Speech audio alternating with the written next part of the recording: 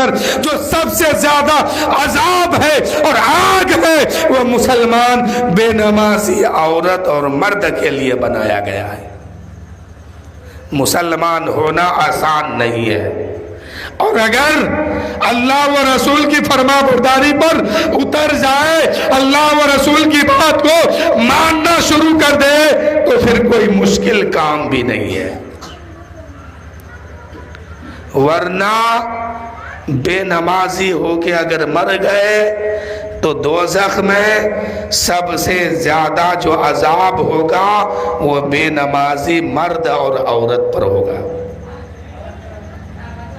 اس لیے نماز پڑھیے، ورنہ آپ کو وہاں کوئی بچانے نہیں جائے گا، نہ باپ کام آئے گا، نہ ماں کام آئے گی، نہ رشتہ دار کام آئیں گے، نہ دوست احباب، کوئی وہاں پر کام آنے والا نہیں ہے۔ کام آئے گا تو آپ کا عمل کام آئے گا۔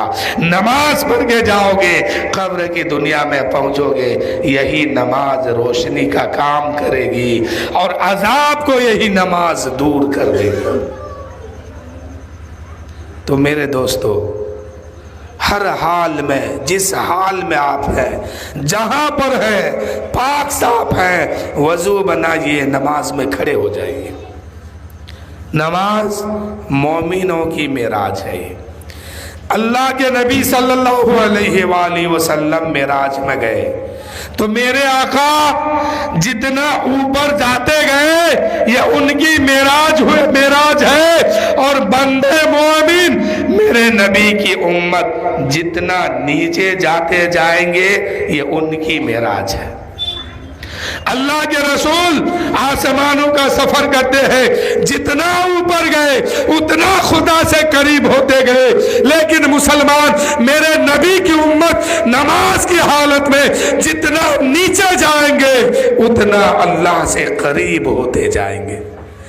یہ رسول کی معراج ہے کہ وہ اللہ کے قریب گئے تو وہ اوپر جاتے گئے، قریب ہوتے گئے، اور یہ مومنوں کی معراج ہے، یہ مومنوں کی معراج ہے کہ وہ جتنا نیچے جائیں گے اتنا وہ اللہ سے قریب ہوتے جائیں گے۔ تو اس لیے ہر وقت نماز پڑھا کیجیے، درود شریف پڑھیے، اللہم صلی علی سیدنا شفیعنا حبیبنا مولانا محمد معدن الجود والکرم بارک وسلم، صلو علیہ صلاۃ و سلام علیہ یا رسول اللہ صلی اللہ تعالی علیہ وآلہ وسلم۔ نماز ہر وقت فرض ہے، آپ پڑھتے ہیں تو اپنے گھر والوں کو بھی سکھائیے، سختی کیجیے اس پر، نمازی بنائیے، پرہیزگار بنائیے، تقوی والا بنائیے۔ یہ دنیا کچھ بھی نہیں ہے، ایک دن دنیا چھوڑ کے سب کو جانا ہے، ہم کو آپ کو آخرت کی تیاری کرنی ہے۔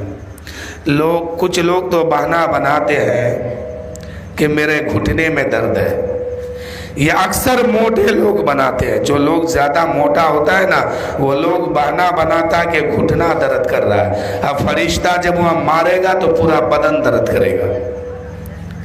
آپ کو آپ کا چہرہ دیکھ کے وہ چھوڑے گا نہیں، یا خاندان دیکھ کے یا برادری دیکھ کے نہیں چھوڑے گا، آپ کا عمل دیکھ کے آپ کو چھوڑے گا۔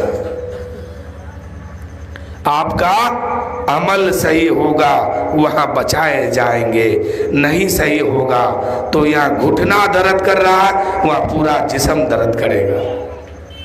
میں نے جمعہ میں تقریر کی تھی نا کہ بے نمازی کو قبر میں رکھ کے آتے ہو نا، قبلہ کے طرف منہ کر کے اتر دکھن لٹا کر کے فرشتے اس کا منہ قبلہ سے پھیر دیتا ہے، اس کے قبر میں سانپ کو مسلط کیا جاتا ہے، بچھو کو مسلط کیا جاتا ہے، بے نمازی کے قبر میں آگ جلائی جاتی ہے، اس کو سزا دیا جاتا ہے۔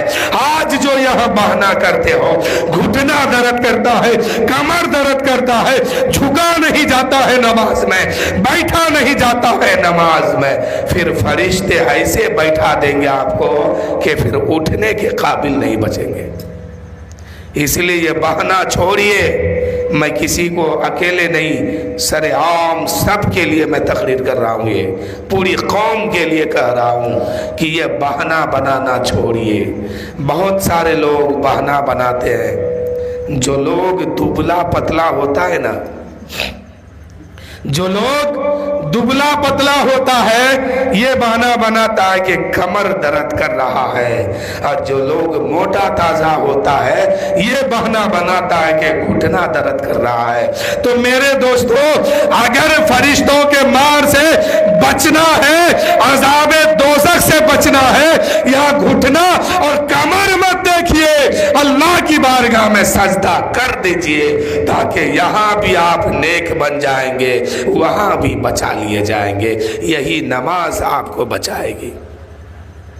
ایک بار میں نے جمعہ میں تقریر کیا تھا، شاید آپ لوگوں کو یاد ہوگی بات، کہ میں نے کہا تھا نماز دو طرح ہے، ایک ہے نماز المومنین اور ایک ہے معراج المومنین۔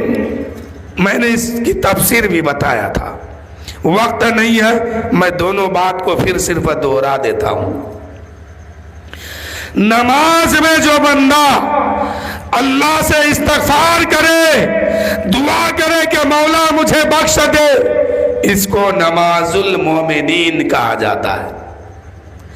اور جس کے لیے نماز خود بخشش کی دعا کرے اور کہے کہ مولا فلاں آدمی سے میں آیا ہوں، اس نے مجھے بہت محبت سے ادا کیا ہے، اے مولا میں تجھ سے فریاد کرتی ہوں فلاں ابن فلاں کو بخش دے، فلاں ابن فلاں کو بخش دے۔ قیامت تک یہ نماز جو ہے پڑھنے والوں کی بخشش کی دعا مانگتے رہتی ہے۔ تو جس کے لیے نماز بخشش کی دعا مانگے، یہ معراج المومنین ہے، یہی بندہ کامیاب ہے۔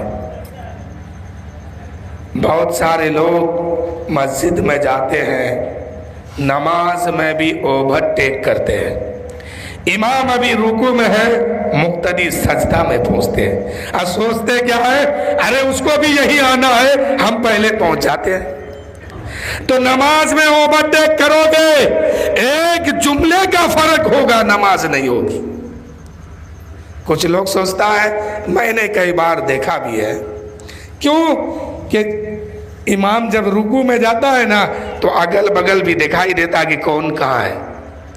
میں نے دیکھا کہ ابھی میں ایک دن مغرب کی نماز تھی، میں نے دیکھا میرے بغل میں کچھ لوگ تھے، ہم نے رکوع میں گیا، وہ سجدے میں پہنچ گیا، اوور ٹیک کر لیا کہ عید کو تو جانا ہے ہی، میں اس سے پہلے چلے جاتا ہوں۔ لیکن میرے دوستو، نماز میں اگر امام سے پہلے رکوع کرو گے، امام سے پہلے سجدے میں جاؤ گے، سجدے سے اٹھنے، امام ابھی سجدے میں ہے، اٹھنے میں پہلے کرو گے، امام ابھی رکوع میں ہے، اٹھنے میں پہل کرو گے، تو نماز نہیں ہوگی، کیونکہ آپ نے نیت ہی کیا ہے پیچھے اس امام کے۔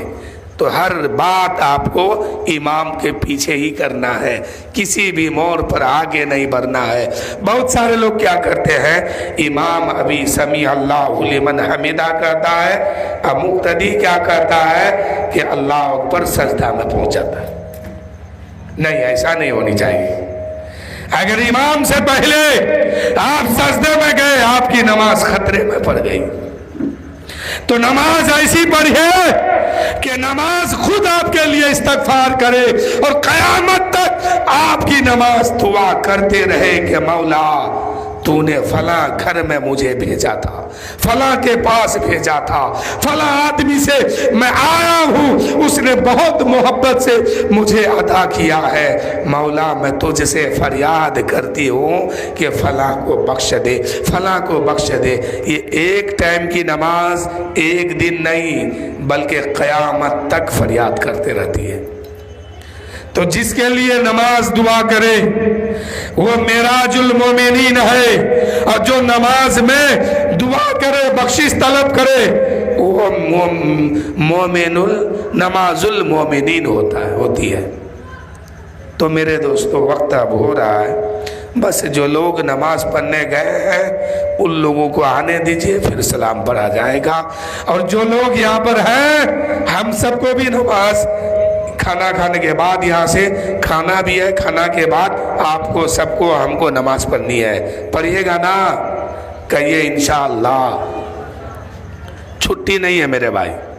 हमने कहा शायद आपको बुरी लगी होगी, मेरी बात से आपको तकलीफ हुई होगी, लेकिन हकीकत यही है कि कमजोर आदमी कमर का बहाना बनाया, मोटा आदमी घुटने का बहाना बनाया और नमाज से कोसों दूर भाग गया।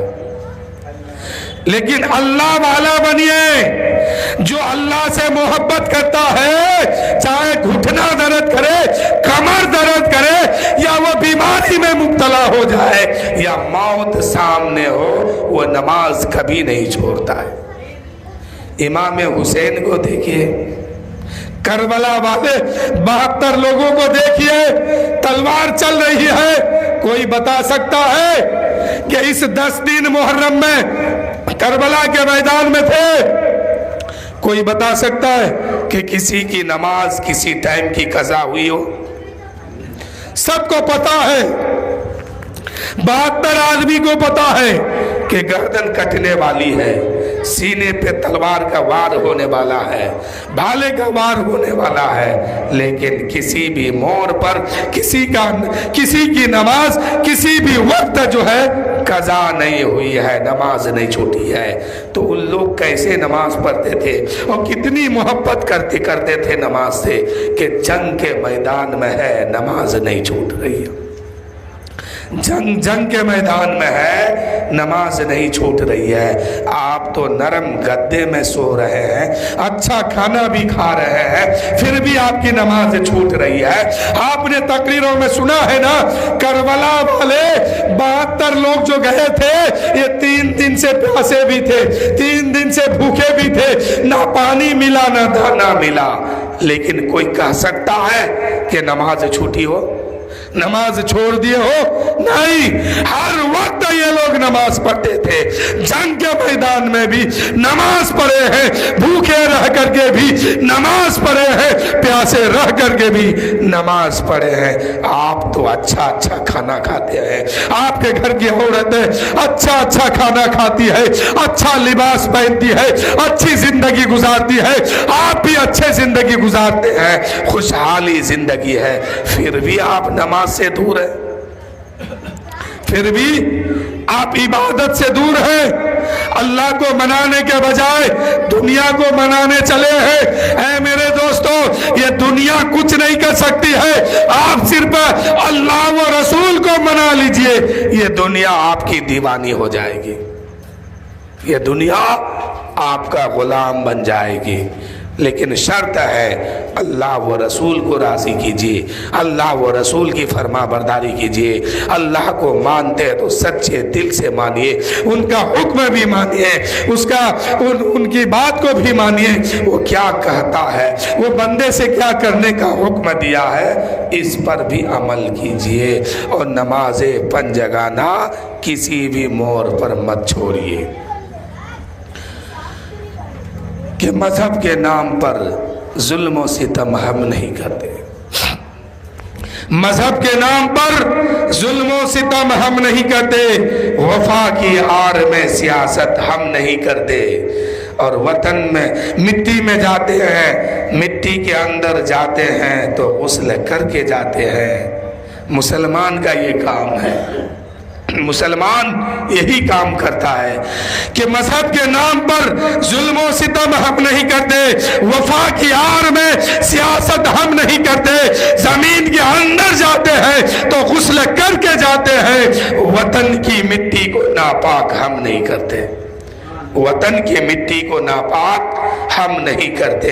ये आन और शान मोहम्मद के नाम पर, कुर्बान मेरी जान मोहम्मद के नाम पर। सर जब इमाम पाक का तन से जुदा हुआ, वो पढ़ते रहे कुरान मोहम्मद के नाम पर। और भारत में ख्वाजाए संजर है, इसीलिए भारत हुआ है महान मोहम्मद के नाम पर।